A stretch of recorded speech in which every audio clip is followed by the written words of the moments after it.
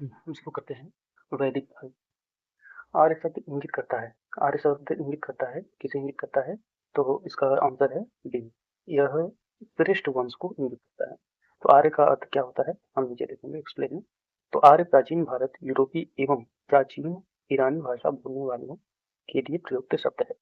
वैदिक संस्कृति में आर्य शब्द श्रेष्ठ, शिष्ट अथवा सज्जन तथा नैतिक अर्थ में महाकुल, कुलीन, सभ्य, साधु आदि के लिए प्रयुक्त हुआ है।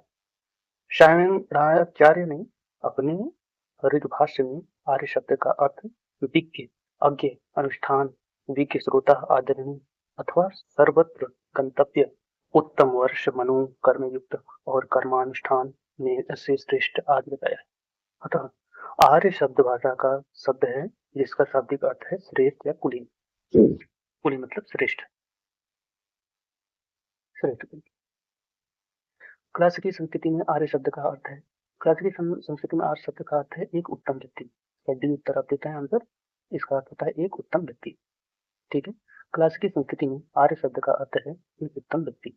वैदिक साहित्य में यही कहीं भी आर्य का एक जाति अथवा विशेष भाषाभाषी के रूप में उल्लेख नहीं है। तो इसके बाद तीसरा क्वेश्चन देखते हैं।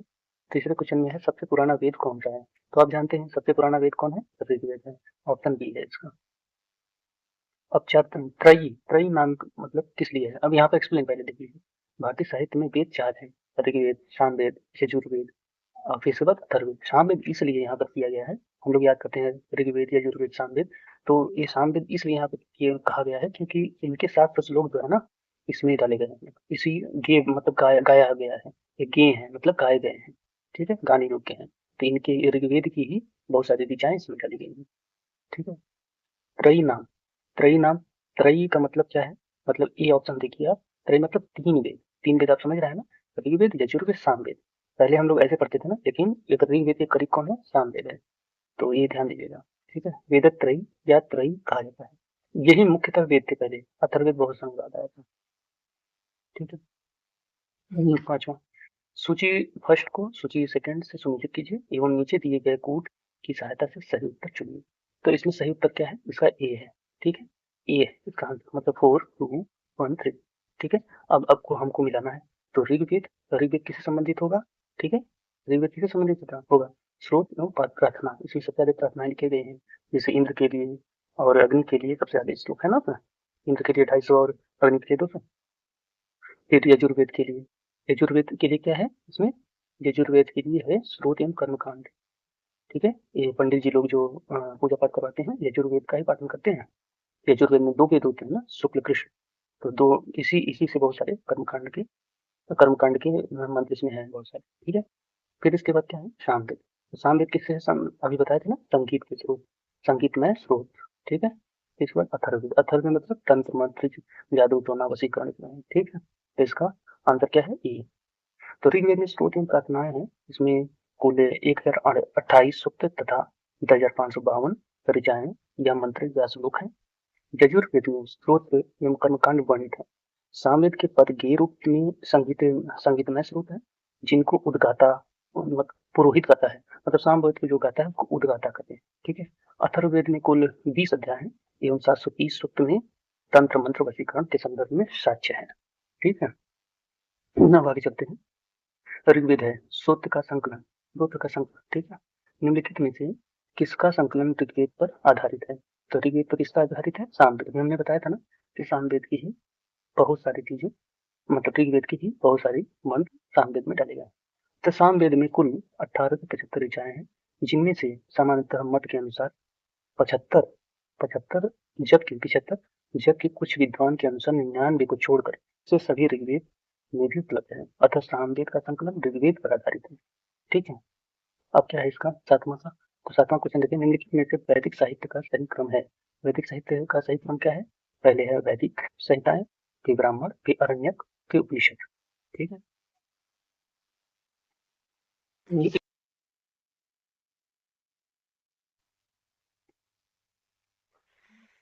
हम लोग देखते हैं अब। गोपद ब्राह्मण, गोपद ब्राह्मण संबंधित है, किससे संबंधित है? अथर्ववेद से। अथर्ववेद से गोपद ब्राह्मण संबंधित है। इसका एक्सप्लेन देखते हैं।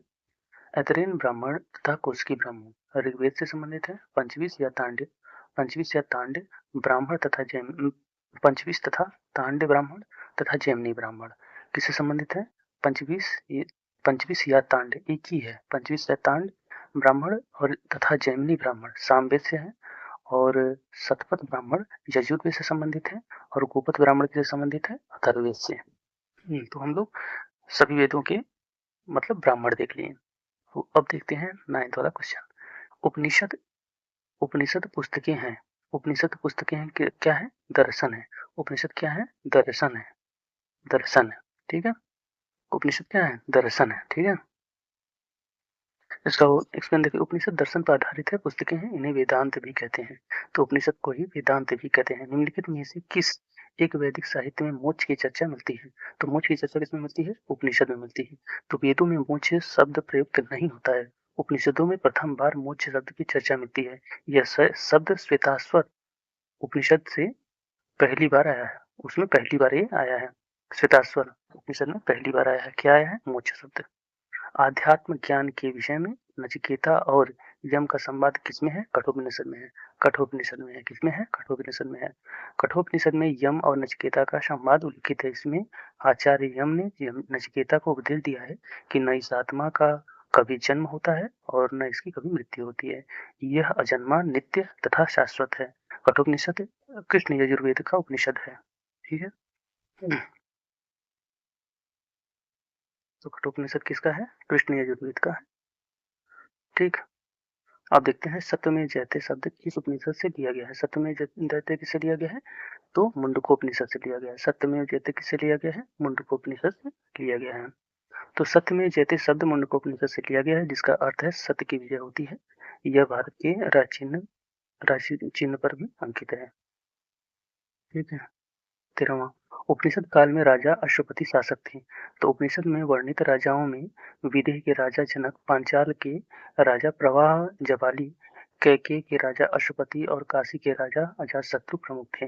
वैदिक नदी अस्किनी की पहचान निम्नलिखित में से किन नदियों से की जाती है? तो वैदिक जो अस्कनी है उसे चिनाब को ही अस्कनी कहा जाता था। तो वैदिक नदी अस्कनी की पहचान चिनाब नदी से की जाती है। ऋग्वेद में निम्नलिखित में से किन नदियों का उल्लेख अफगानिस्तान के साथ आर्य के संबंध का सूचक है? तो कुंभा या कुर्म। ऋग्वेद में उल्लेखित कुंभा, काबुल, कुर्म, गोमती नदी, कोमल एवं सुतासु मतलब स्वात नदी अफगानिस्तान में बहती थी। इन नदियों के उल्लेख से स्पष्ट होता है कि आर्यों का अफगानिस्तान के साथ घनिष्ठ संबंध था। एक और क्वेश्चन उसी पे है कि, और ये हो गया। फिर वैदिक नदी कुंभा का स्थान कहाँ है? तो कुंभा कहाँ है? अफगानिस्तान में है, ठीक है। अब ये सुमेलित करना है। तो सूची फर्स्ट और सेकंड, सूची सेकंड में सुमेलित कीजिए कि सूचियों के नीचे दिए गए कूट से क्या उत्तर का चयन कीजिए। कूट में सही उत्तर का चयन कीजिए, ठीक है। सही उत्तर का चयन करना है। तो एक कौन है? बी सही है। तो बी को मिलाना है। कुंभा क्या है? कुंभा किससे मिलती है? कुंभा कौन है? काबुल है, ठीक है। परसुणी क्या है? परसुणी क्या है? परसुणी है रावी, ठीक है। सदानीरा कौन है? गंडक है। सदानीरा कौन है? गंडक है। सुश्रुद्री कौन है? सतलज है। सुश्रुद्री कौन है? सतलज है, ठीक है। यहाँ पे एक्सप्लेन देते हैं। कुंभा काबुल, कुलसुणी प्रावी, सदानीरा गंडक, सुश्रुद्री या सुश्रुद्री सतलज। निम्नलिखित में से वैदिक देवता में से उनका पुरोहित माना जाता है। तो पुरोहित कौन माना जाता है? बृहस्पति। निम्नलिखित में वैदिक देवता किसे मतलब देवताओं में किसे उसका पुरोहित माना जाता है? बृहस्पति को। बृहस्पति को माना जाता है, ठीक है।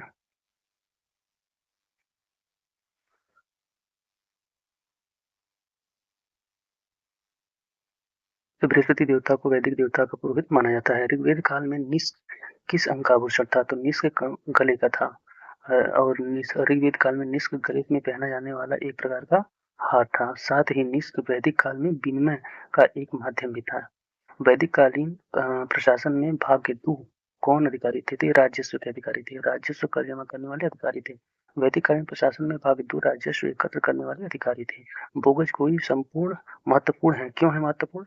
बोगज कोई इसलिए महत्वपूर्ण है कि यहाँ से प्राप्त अभिलेख में देवी देवताओं एवं देवियों वैदिक देवी देवताओं एवं देवियों का नाम उल्लेख प्राप्त होता है, ठीक है। इसलिए वैदिक देवी देवताओं के नाम के कारण बोगज का अभिलेख प्रसिद्ध है।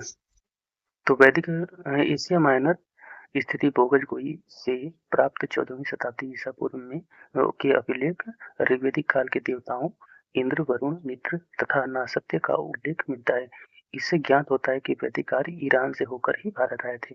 निम्नलिखित अभिलेखों में से कौन सा ईरान से भारत में आर्यों के आने की सूचना है? बुगजगोई 14वीं सदी ईसा पूर्व का एक अभिलेख जिसमें वैदिक देवी देवताओं का वर्णन है। तो बुगजगोई में निम्नलिखित में से किसे आर्य के आदि देश के नाम से लिखा था? तो डी ने बाल गंगाधर तिलक ने। ठीक है।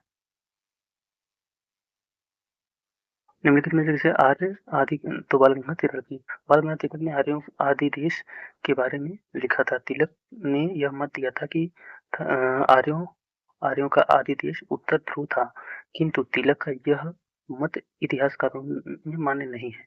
जिस ग्रंथ में पुरुषमेध का उल्लेख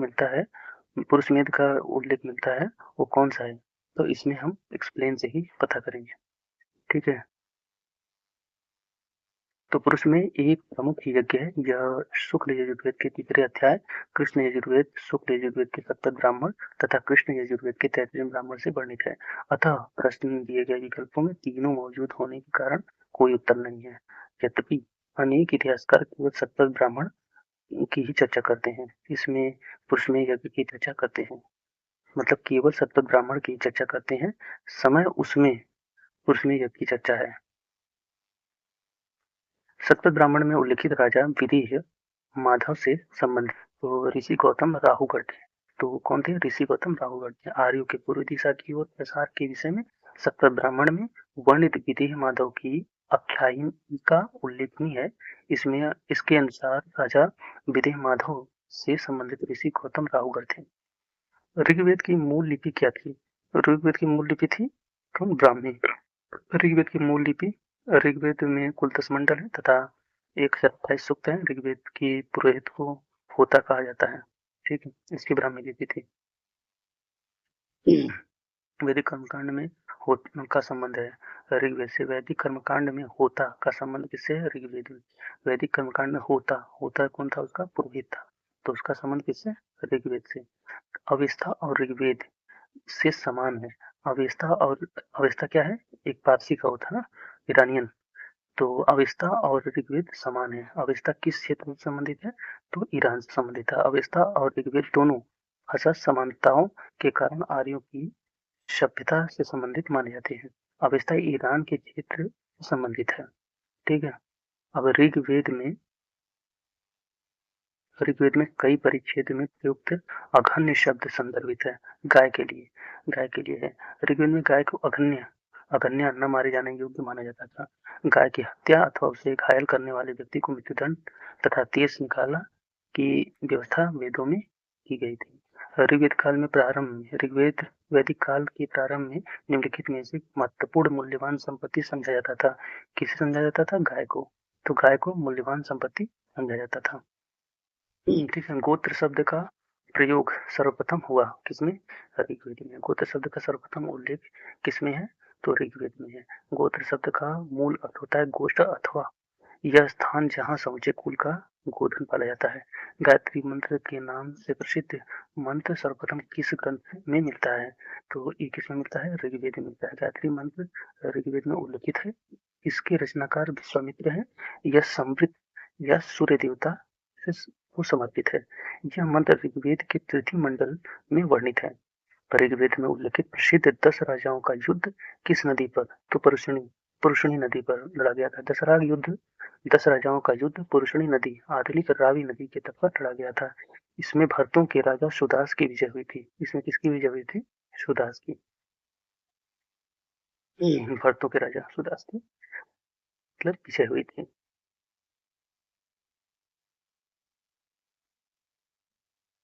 निम्नलिखित में से किस नदी को ऋग्वेद में मातेमा, देवीतमा एवं नदीतमा संबोधित किया जाता है? किसको किया जाता है? सरस्वती नदी को। ऋग्वेद में सरस्वती को मातेतमा, देवीतमा एवं नदीतमा कहा गया, अर्थात सबसे अच्छी माँ, सबसे अच्छी देवी, सबसे अच्छी नदी। उस जनजाति का नाम बताइए जो वैदिक आर्यों के पंचजन्य से संबंधित नहीं है। तो किससे संबंधित नहीं? कीकट जाति ऋग्वेदिक आर्यों से के पंचजन से संबंधित नहीं है। तो कीकट, ऋग्वेद आर्यों में पंचजन में यदु, ध्रुव, पुरु, अनु, तुवर शामिल थे। कीकट इनसे संबंधित नहीं है। प्राचीन काल में आर्यों के जीविकोपार्जन का मुख्य साधन था।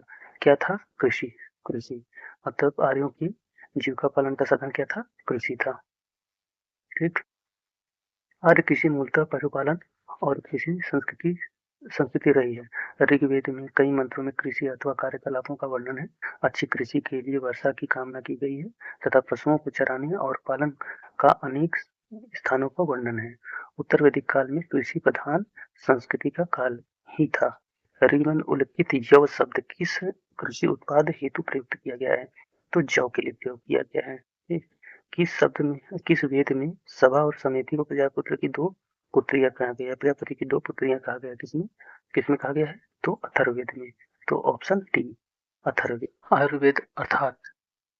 आयुर्वेद अर्थात जीवन का विज्ञान का उल्लेख सर्वप्रथम मिलता है तो किसमें? अथर्ववेद में मिलता है। अथर्ववेद में सामान्य मनुष्यों की विचार परिस्थिति अथवा अन्य विश्वासों का विवरण मिलता है। इसमें विविध विषय यथा रोग तथा जीवन, समन्वय, राज्य भक्ति, विवाह तथा प्रणगीतों आदि के विषय में सुरक्षित है। इसी में आयुर्वेद का मूल उत्सव मिलता है। आयुर्वेद को अथर्ववेद का उपवेद भी कहते हैं। ऋग्वेद काल में जनता निम्नलिखित में से मुख्यतः किसमें विश्वास करती थी? तो बलि कर्मकांड में विश्वास करती थी। ऋग्वेद काल में जनता किसमें सबसे ज्यादा विश्वास करती थी? बलि एवं कर्मकांड में सबसे अधिक विश्वास करती थी। ऋग्वैदिक धर्म था बौद्धवाद। ऋग्वैदिक धर्म कौन था? बौद्धवाद था। ऋग्वेद में हम प्रथम दृष्टियता बौद्धवाद के दर्शन होते हैं। आर्य विभिन्न देवताओं के अस्तित्व में विश्वास करते थे। मुख्यतः वैदिक देवताओं के 3 वर्ग थे।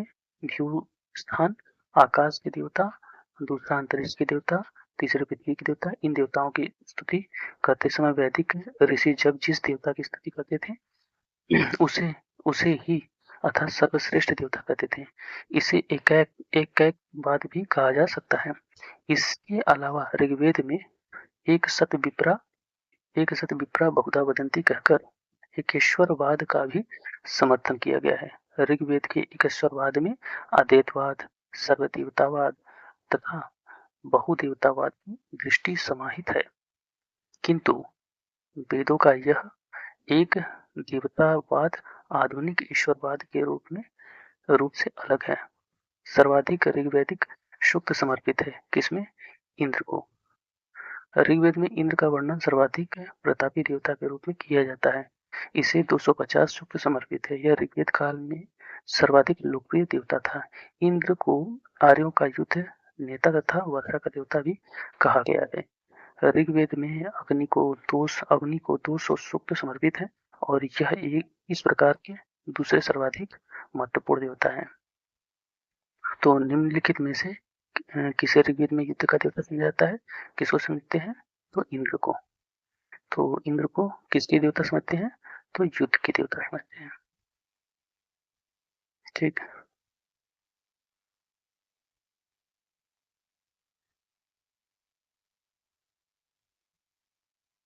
कहाँ पे? तो ऋग्वेद में सर्वाधिक संख्या में मंत्र किसका है? तो ये अग्नि से। ऋग्वेद में सर्वाधिक संख्या में मंत्र अग्नि से, इनके आधार पे है। अग्नि से इसी में अगर वो इंद्र रहते तो इंद्र का रहता। तो वैदिक देवता इंद्र के विषय में निम्नलिखित कथनों पर विचार कीजिए तथा नीचे दिए गए कोड में सही उत्तर चुनिए। झंझावात के देवता, पापियों को दंड देने वाले देवता, नैतिक व्यवस्था के संरक्षक, वर्षा के देवता। तो इसमें कौन सा सत्य है? तो ऑप्शन डी, ए और 4। ए 1 और 4। तो 4 में वर्षा के देवता और झंझावात के देवता मतलब बिजली के देवता। तो ऑप्शन डी इसमें सही है। ऋग्वेद में इंद्र का वर्णन सर्वाधिक प्रतापी देवता के रूप में किया गया है। इसमें 250 सूक्त समर्पित है। यह ऋग्वेद काल में सर्वाधिक लोकप्रिय देवता थे। इंद्र को आर्यों का युद्ध नेता तथा वर्षा, आंधी, तूफान का देवता माना जाता था। इंद्र को वृत्तासुर नामक राक्षस का वध करने वाला, पुरंदरविद किला का भेदन करने वाला, सोमापा सोम रस का पान करने वाला, अत्यधिक पान करने वाला, सुतकृत मतलब 100 शक्तियों का स्वामी आदि नामों से जाना जाता था। नैतिक व्यवस्था में संरक्षण वरुण को कहा जाता था। इनमें अतिरिक्त कुछ मंत्रों में पापियों को दंड देने के लिए इंद्र और सोम से प्रार्थना की गई। इसमें स्पष्ट होता है कि इंद्र पापियों को दंड देते थे, तो 1, 2, 3, 1, 2 और 4 न होने के कारण यहाँ पर 1 और 4 कहा गया है। निम्नलिखित में से पूर्व वैदिक कार्यों का सर्वाधिक लोकप्रिय देवता कौन? इंद्र। 800 से 600 ईसा पूर्व काल का किस युग से जुड़ा है? तो ये ब्राह्मण युग। ब्राह्मण युग समझिए 800 से 600 ईसा पूर्व का काल ब्राह्मणों से के प्रणयन युग से जुड़ा है। प्रायः 7वीं या 6ठी शताब्दी ईसा पूर्व से लेकर 3री शताब्दी ईसा पूर्व तक का समय शुद्ध काल कहा जाता है। सर्ग, प्रतिसर्ग, वंश, मनवंतर, आदि वंशानुगत चरित्र संकेतक कहाँ है? तो बी पुराणों में। पुराणों में ये सब है। तो पुराणों में क्या है? पुराणों में 5 प्रकार के विषय का वर्णन सिद्धांत इस प्रकार सर्ग, प्रतिसर्ग, वंश, मनवंतर या वंशानुचरित, सर्ग बीज या आदि सृष्टि का पुराण है। प्रतिसर्ग प्रलय के बाद पुनः को कहते हैं। वंश जिसमें देवता या ऋषि के वंश वृक्षों का वर्णन है। मनवंतर जिसमें कल्प के महायुगों का वर्णन है। और वंशानुचरित पुराणों के अंग हैं जिनमें राजवंशों की तालिका दी हुई है और राजनीतिक अवस्थाओं, कक्षाओं तथा घटनाओं का वर्णन है। पुराणों की संख्या कितना है? तो आप जानते हैं 18। महाभारत मूलतः किस रूप में जानी जाती है? तो जय संहिता के रूप में जाती है। महाभारत में प्रारंभिक रचना में 8800 श्लोक थे और इसे जय संहिता के नाम से जाना जाता था। महाभारत का दूसरा संस्करण भारत था जिसमें श्लोकों की संख्या 24,000 थी। वर्तमान महाभारत में 1,00,000 श्लोक प्राप्त हैं। यह इसका अंतिम संस्करण है जिसे सहस्त्री संहिता कहते हैं। जिसका नाम क्या है? महाभारत। 1,00,000 श्लोक है। यहाँ पर वही क्वेश्चन है, सहस्त्री संहिता उपनाम निम्नलिखित में से किस ग्रंथ से संबंधित है? महाभारत से। उत्तर वैदिक काल में निम्नलिखित में से किनको आर्य संस्कृति का धूर समझा जाता था? तो सी कुरु पंचाल को। उत्तर वैदिक काल में नगरीकरण की प्रक्रिया आरंभ हो चुकी थी। कुरु पंचाल इस समय के प्रमुख नगर बन गए थे तथा ये नगर उत्तर वैदिक सभ्यता के मुख्य केंद्र का धूल थे। भारत के किस स्थल की खुदाई में लौह धातु के प्रचलन के प्राचीनतम प्रमाण मिलते हैं? बी अतरंजी खेड़ा। अतरंजी खेड़ा इसका एक्सप्लेन देखा जाएगा। तो अहिछन्न, अतरंजी खेड़ा, आलमगीरपुर, मथुरा, रोपण, श्रावस्ती, कामपिला आदि स्थलों की खुदाई में लौह की युगीन संस्कृति के अवशेष प्राप्त हुए हैं। अतरंजी खेड़ा में लौह धातु मल तथा धातु शोध में प्रयुक्त होने वाली भट्टियां हैं। इनमें यह संकेत मिलता है कि यहाँ लौह धातु को गलाने का कार्य स्थानीय रूप से होता है।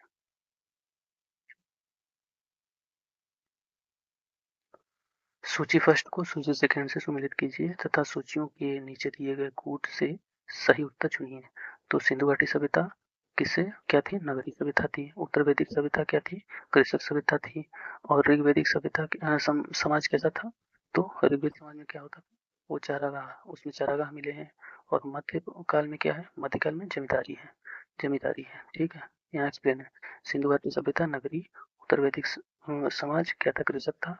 और ऋग्वैदिक समाज चारागाह मिले हैं। और मध्यकाल में जमींदारी।